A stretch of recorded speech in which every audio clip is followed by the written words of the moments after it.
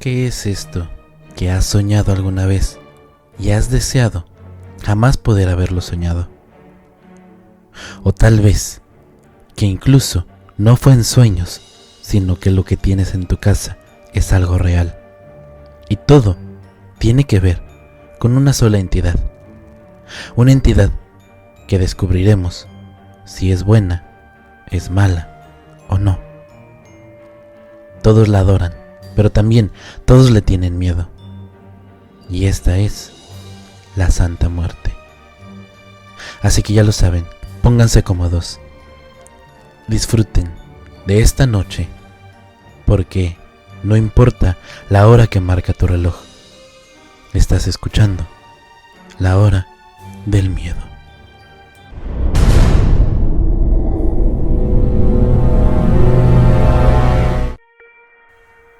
Para poderles contar esta historia, les daré un contexto pequeño. Hace muchos años tenía una relación estable del cual nació mi hijo, pero una vez que apareció una mujer, Felicia, las cosas comenzaron a derrumbarse. Hasta mi ex, Memo, nos abandonó a mi hijo y a mí. Fue algo difícil de superar, porque no había un motivo claro para que esto ocurriera, pero no imposible. Los años pasaron, hice mi vida aparte, todo tranquilo. Un día me animé a hacerme mi primer tatuaje, luego el segundo, y comencé a forjar una amistad con el tatuador, Carlos.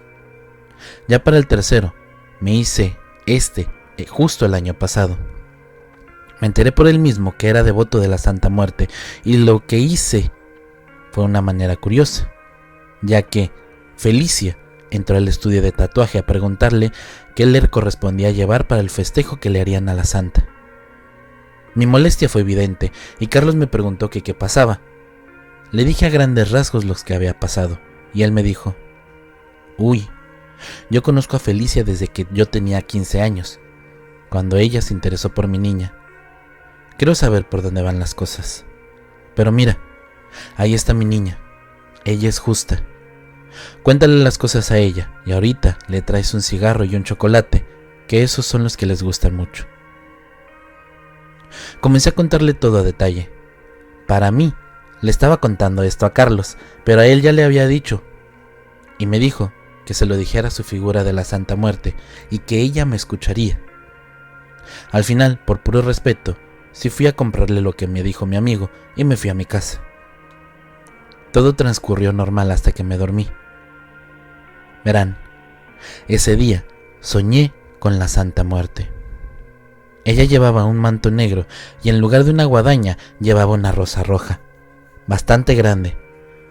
Ella me la ofreció como regalo y yo la tomé. Estábamos en una calle muy empinada.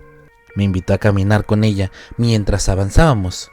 Yo podía notar cómo su manto brillaba y que a su paso se quedaba un grave pero agradable aroma a rosas. Abrió la puerta de una especie de cabaña y me dijo: «Quédate aquí, vendré por ti mañana». Desperté de golpe a las 3 de la mañana. Aún podía percibir un profundo olor a rosas. En este momento no pude dormir más. Solo daba vueltas en la cama sin poder conciliar el sueño. Sin embargo, a la noche siguiente la volví a soñar. Todo empezó desde esta cabaña donde ella me había dejado. Alguien tocó a la puerta. Era ella, la Santa, pero en este momento llevaba un manto de color rosa. Me pareció extraño verla de este color, y ella lo notó, pues me dijo: «La muerte no solo es oscuridad, también hay amor en ella». Me dijo que camináramos, así que salí con ella, que todo estaría bien. Empezamos a caminar, y entonces me di cuenta de que la rosa roja que me había regalado ahora era una especie de botella. Me dijo: «Es para que despiertes cuando ya no quieras ver más». Seguimos avanzando y llegamos a una casa que me pareció bastante familiar. Ahí, adentro, vi a Felicia llorando frente a una estatua de la Santa Muerte porque no le conseguía el milagro. No volteaba a verla.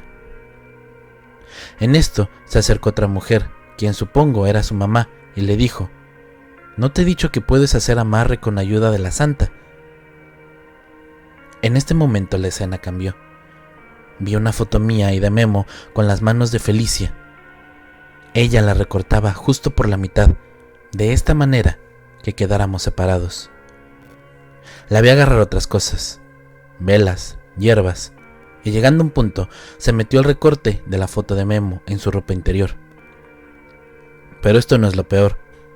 Al tomar mi foto, la llenó de una especie de aceite, la escupió y la lanzó en un frasco. La santa notó mi extrañeza y me dijo: yo no tuve nada que ver con esto. Jamás aceptaría eso como ofrenda. Ya me quiero ir, le dije. Espera, después de esto puedes irte. Ella cambió la escena para donde Memo y Felicia estaban junto con los hijos de ella. Pensé que no podían verme hasta que Memo me dijo: perdón, ayúdame, perdón. Felicia lo jalaba con una especie de lazo que tenía atado al cuello. Todo desapareció. La santa y yo nos quedamos en un parque muy bello, lleno de flores. Ella ya traía un manto blanco y en sus manos sostenía una paloma blanca, la cual parecía disfrutar estar en las manos de ella. Tienes que saber que los seres como yo no entendemos el concepto del bien y el mal como ustedes. Si alguien nos pide un favor y lo hace con el propósito de ser feliz, nosotros lo haremos. Lo único que le concedí a Felicia fue quitarte del camino, porque eso la haría feliz a ella.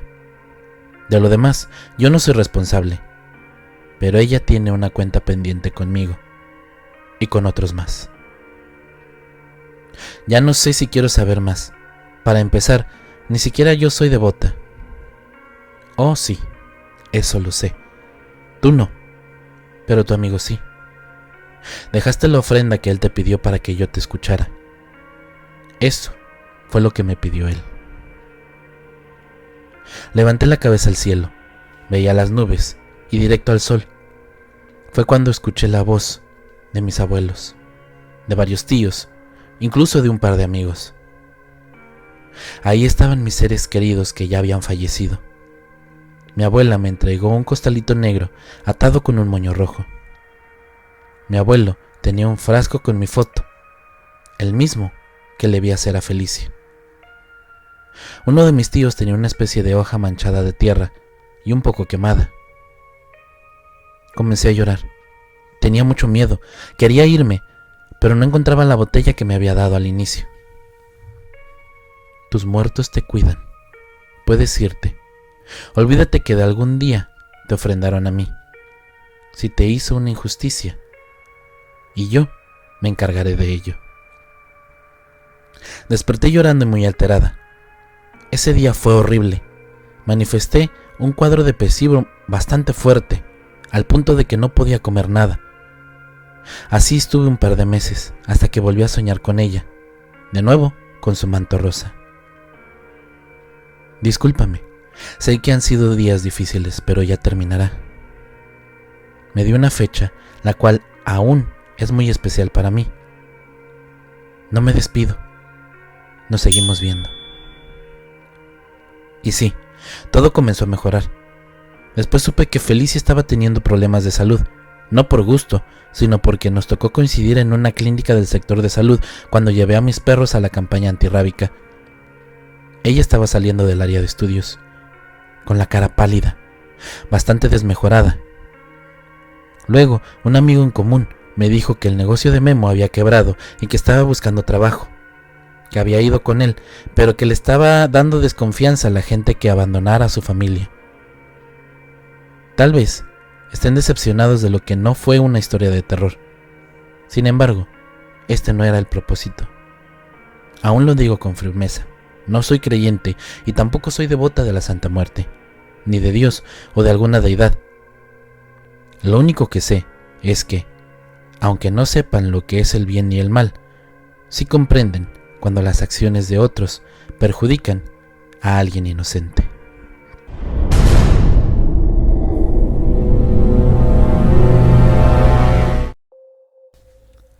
En el verano del 78, mi abuelo hizo una elección que dejó a todos en la familia sorprendidos y desconcertados. Adquirió una figura particularmente escalofriante que marcó un cambio significativo en su vida religiosa. Las críticas de familiares y amigos no se hicieron esperar, recordándole constantemente frases como «Esa no es de tu religión, así no te educaron y no deberías de creer en estas cosas».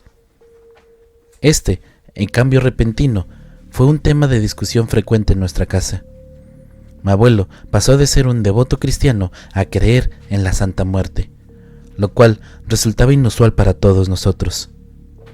La figura de la Santa Muerte se encontraba cuidadosamente colocada en una repisa protegida por una caja de cristal de no más de 40 centímetros de alto. Vestía un traje de novia dorado, adornado con perlas redondas que parecían fundirse con la prenda.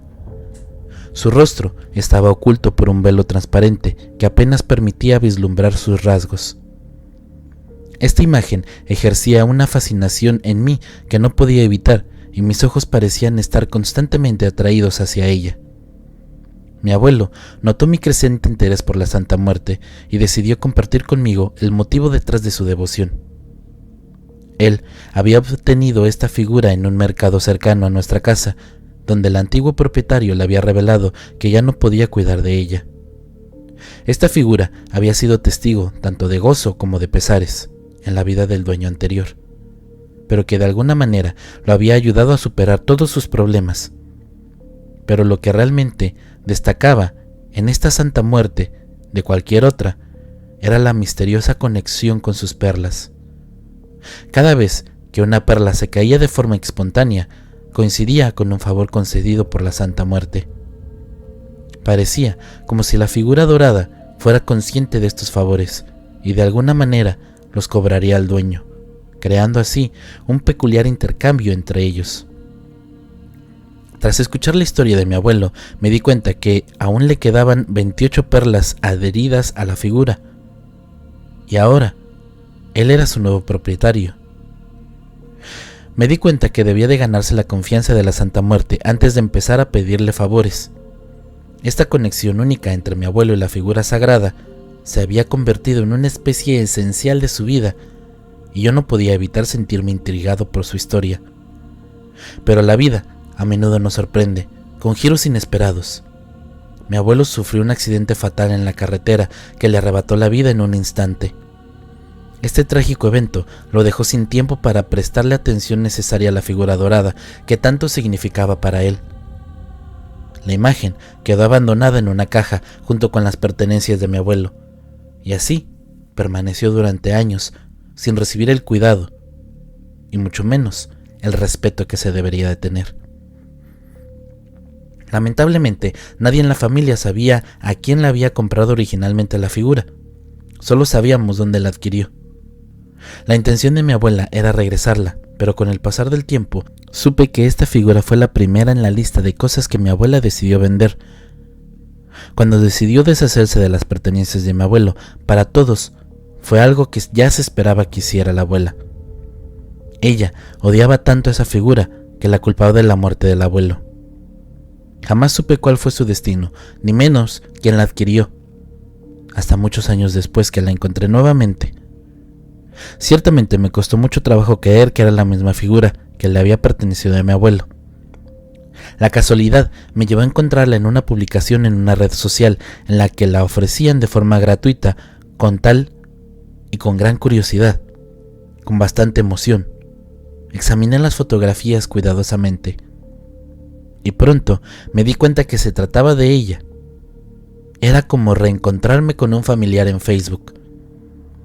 Después de varias décadas de separación y una extraña sensación de nostalgia, se apoderó de mí. Y yo sentí como si mi abuelo estuviera tratando de comunicarse conmigo desde el más allá, como si él me estuviera guiando para que la adquiriera. Convencido de que mi deseo de poseerla estaba impulsado más que nada por el significado profundo que tenía para mi abuelo, decidí contactar al propietario de la figura. Acordamos encontrarnos en un lugar para llevar a cabo aquella transacción, por más que insistí que me diera un precio por la figura. El dueño seguía empeñado en regalármela. Importante es que debía escuchar antes de tomar una decisión, y cuando finalmente me mostró la figura, noté que aún tenía 15 perlas adheridas a ella, y dentro de una caja de cristal estaban las demás que se le habían desprendido. Mi curiosidad me llevó a preguntarle cómo había adquirido esta figura en primer lugar. El propietario me reveló que uno de sus vecinos se la había regalado. Lamentablemente, este vecino había pasado por una separación familiar, estaba a punto de mudarse lejos, por lo que no quería llevársela consigo. No quería llevarse ningún recuerdo de su antigua vida. Lo curioso es que el vecino también le confió algo más perturbador, que él había experimentado visiones inquietantes en que la figura de la Santa Muerte se le aparecía con el velo descubierto. Estas apariciones habían llenado de terror a su vecino, quien a pesar de sus intentos de deshacerse de la figura, no encontraba la manera de librarse de ella, y la mantenía oculta en su hogar, incapaz de abandonarla. Esto debido a su miedo persistente. Ahora el nuevo propietario comenzó a experimentar sucesos extraños. En su casa se escuchaban crujidos, cosas misteriosas de noche, y percibía movimientos inexplicables que desafiaban toda explicación. Estos fenómenos inusuales comenzaron a inquietar a su esposa, quien le pidió que tomara una decisión drástica. Tenía que deshacerse de la figura dorada, o ella se iría de la casa. Según su esposa, todo parecía indicar que los eventos perturbadores en la casa estaban relacionados de alguna manera con la presencia de esta figura. El ambiente en el hogar se había vuelto tenso y lleno de ansiedad debido a estas experiencias inexplicables. Ahora que me estaba convencido y yo me estaba convirtiendo en este nuevo dueño de la figura, mi primer instinto fue mantenerla oculta de mi pareja. Nunca antes le había revelado la historia detrás de esta figura relacionada con mi abuelo, y temía que si descubriera su presencia, seguramente me haría muchas preguntas incómodas. Mi principal preocupación era garantizar que la figura estuviera resguardada en un lugar seguro para evitar que se extraviara a medida que pasara el tiempo. La curiosidad me consumía. Sentía una necesidad de conocer el rostro que había permanecido oculto de este velo durante tanto tiempo, y nunca pude verlo. Decidí esperar hasta la medianoche, cuando mi pareja estuviera profundamente dormida. Ya en el sótano me preparé para destapar la caja de cristal que protegía la figura, pero antes de revelarla, un olor nauseabundo me golpeó. Es complicado describirlo con precisión, pero era un aroma tan desagradable que me provocó náuseas y mareos. Aún así, me mantuve tranquilo. Saqué la figura de su caja. La sostenía en mis manos.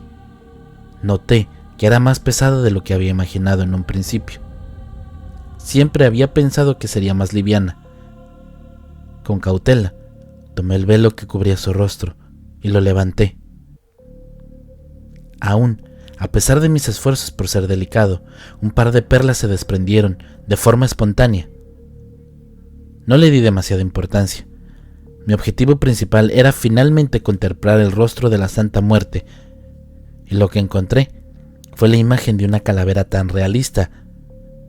Los detalles de los huesos parecían auténticos, pero en un formato de tamaño reducido.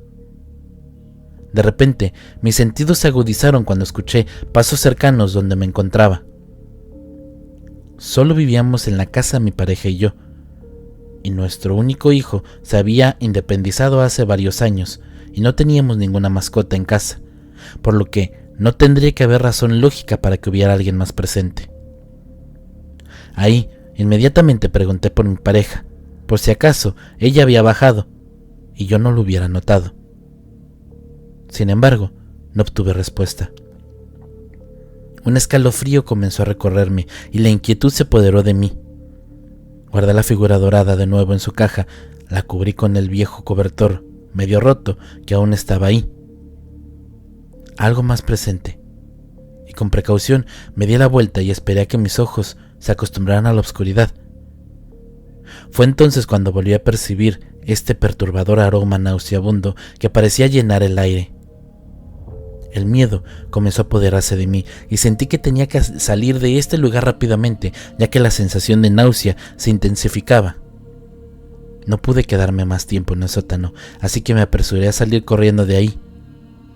Al día siguiente, las cosas ya se habían vuelto a la normalidad. Mi pareja me interrogó dónde había estado en medio de la noche, y yo simplemente le mencioné que estaba organizando algunas cosas en el sótano. Fue entonces que mi pareja me contó que temprano por la mañana había escuchado ruidos extraños provenientes precisamente del sótano, como si algo estuviera corriendo. Sugirió que podría ser un tlacuache, ya que ambos habíamos tenido una experiencia previa con estos animales. Sobre todo, una vez se metió uno de estos pequeños marsupiales dentro de nuestra casa. Me dejó esta explicación un tanto aliviado, ya que mi mente se había dejado llevar por las historias de la persona que me dio la figura dorada y por lo que pasó la noche anterior. Había comenzado a pensar que podía tratarse de una persona, pero ya sentía que tenía una explicación más lógica, así que decidí aventurarme nuevamente al sótano para investigar. A pesar de ser pleno día, el sótano es un lugar extremadamente oscuro, ya que solo se filtra una tenue luz a través de la pequeña ventana, al nivel de la superficie.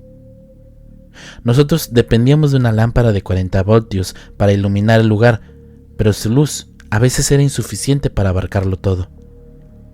Decidí tomar un bat de béisbol y cerré la puerta detrás de mí para evitar que cualquier posible animal escapara hacia la casa. Comencé a mover algunos muebles, cajas, costales, en busca de algún rastro del intruso, pero no encontré nada, ni siquiera un indicio de su presencia. Después de un tiempo opté por regresar junto a mi pareja, pensando que la preocupación había sido en vano. Entonces experimenté una extraña sensación detrás de mí, como si alguien me estuviera observando. Volteé la cabeza y percibí que la caja donde se suponía que debía de estar la figura de la Santa Muerte estaba abierta y vacía. Mi corazón dio un vuelco instantáneo y mi primera suposición fue que mi pareja había encontrado la figura. Entonces, cuando escuché los pasos muy cercanos a mí, giré y quedé petrificado ante lo que mis ojos podían ver. Una figura vestida de dorado, con un velo que le cubría el rostro, se movía lentamente hacia mí, sosteniendo en sus manos la figura de la Santa Muerte. La presencia parecía llevar consigo un aura inquietante en un acto aterrador. Aquella cosa levantó su brazo y pude ver una mano esquelética que retiraba el velo, revelando un rostro de calavera, utilizando su misma mano. Ella me hizo una señal con los dedos, pareciendo indicar el número 2. Yo me encontraba paralizado por el miedo, apenas podía respirar. Fue entonces cuando escuché la puerta que conectaba al sótano con la casa, que ésta se estaba abriendo, y giré la cabeza para advertir a mi pareja que no entrara. Pero cuando volví la mirada hacia la extraña figura, ésta había desaparecido sin dejar rastro alguno. Mi pareja descendió las escaleras. Me encontró en una esquina, pálido y temblando de miedo. No tuve más opción que compartir con ella la historia de mi abuelo y cómo había traído esta figura a la casa.